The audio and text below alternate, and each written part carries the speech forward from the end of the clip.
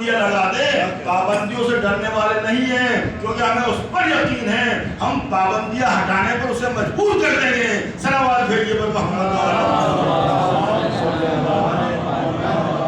انسان کو چاہیے کہ شرع کا پابند رہے، متقی و پرہیزگار رہے اور اپنے نفس پر کنٹرول رکھے۔ حضرت علی نے ارشاد فرمایا جس نے اپنے نفس کو پہچان لیا اس نے اپنے رب کو پہچان لیا۔ انسان کے نفس کی اہمیت اتنی زیادہ ہے کہ قدرت کی نظر میں اگر انسان کی دنیا آباد ہے تو گویا مقصد کائنات، مقصد تخلیق عالم پورا ہے، اور اگر انسانیت کی دنیا تباہ و برباد ہے تو گویا مقصد خلقت عالم پورا نہیں ہو رہا ہے۔ اسی لیے انسان کو دونوں راستوں کی ہدایت دے دی، نیک راہ بھی بتا دی اور بری راہ بھی بتا دی۔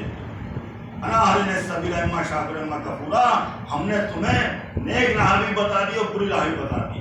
کچھ انسان تو وہ تھے جو شکر گزاری سے گزر گئے، کچھ انسان وہ تھے جنہوں نے کفران نعمت کیا۔ بے شک انسان میں نیک و بد پہچاننے کی صلاحیت موجود ہے۔ اصل میں انسان میں دو طاقتیں ہیں، ایک علمی اور ایک عملی، ایک اس کا ایمان اور ایک اس کا کردار اور عمل۔ جہاں تک ایمان سے تعلق ہے اس کی بنیاد ہے توحید، اس کی بنیاد یہ ہے کہ اس کائنات کو کوئی خالق ہے، خلق کرنے والا ہے۔ یہ علم بھی انسان کی قدرت کا ودیت کیا گیا۔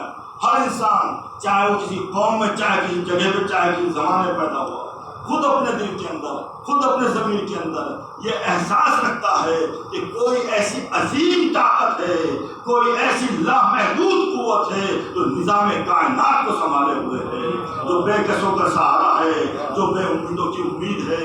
جب ہر طرف سے سہارا ٹوٹ جائے، جب کوئی امید قائم نہ رہ جائے تو انسان اسی کی طرف لو لگاتا ہے، اسی کی طرف امید لگاتا ہے۔ صلوات بھیجیے پر محمد۔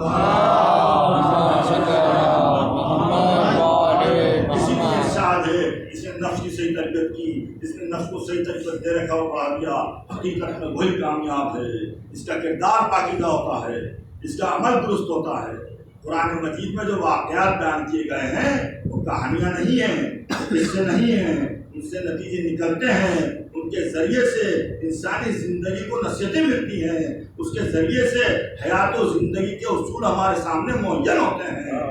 یہ آدم اور شیطان کا قصہ، یہ نمرود اور ابراہیم کا قصہ، یہ فرعون اور موسیٰ کا ذکر، یا ابو لہب اور ابو جہل کا ذکر بیکار ہے یہ بتانے کے لیے کہ شیطانیت اپنے بغض و حسد کی بنا پر ذلیل و رسوا ہو کر ملعون و مردود بارگاہ الہی قرار پاتی ہے اور تاج خلافت آدم کے سر کی زینت بنتا ہے۔ نمرودیت اپنی بھڑکائی ہوئی آگ میں خود جل کے بھسم ہو جاتی ہے اور ابراہیم میں تو اور جلا مل جاتی ہے۔ فرعونیت اپنے اٹھائے ہوئے طوفان میں خود غرق ہو جاتی ہے، موسیٰیت کا بیڑا پار ہو جاتا ہے۔ جہالت ابو جہل کی خاک اڑاتی رہتی ہے، ابو لہب کے شعلے بھڑکتے رہتے ہیں، لیکن نور محمدی ہمیشہ روشن و منور رہتا ہے۔ ایمانیت ہمیشہ جلوہ فکر اور جلوہ گر رہتی ہے۔ کیا کوئی سوچ سکتا تھا، کیا کوئی خیال کر سکتا تھا کہ وہ یتیم عبداللہ جس کو کوئی پناہ دینے والا نہیں تھا، جس کے راستے میں کانٹے بچھائے جاتے تھے، جس کے سر پر ٹکڑا پھینکا جاتا تھا، کیا کوئی سوچ سکتا تھا کہ ایک وقت وہ بھی آئے گا کہ اس کی آواز یوں گونجے گی، یوں پھیلے گی کہ پورے عرب کے اوپر اسلام کا پرچم لہرا رہا ہوگا، اشہد ان محمد رسول اللہ کی صدائیں بلند ہو رہی ہوں گی۔ صلوات بھیجیے پر محمد۔ یہ حق کی آواز تھی، یہ حق کی قوت تھی کہ ایک کم وقت میں، اتنی سی مدت میں پورے عرب کے اوپر اسلام کا پرچم لہرا گیا۔ اب کفر کو اس کے علاوہ کوئی چارہ نظر نہیں آیا تو اسلام کے دامن میں نفاق کی نقاب ہو کر پڑا رہے۔ یہ اسلام کی پناہ میں آنے والے سچے دل سے مسلمان نہیں ہوئے۔ اگر مسلمان ہو گئے ہوتے تو ہرگز قرآن میں یہ نہ آتا کہ ابھی تمہارے دلوں میں ایمان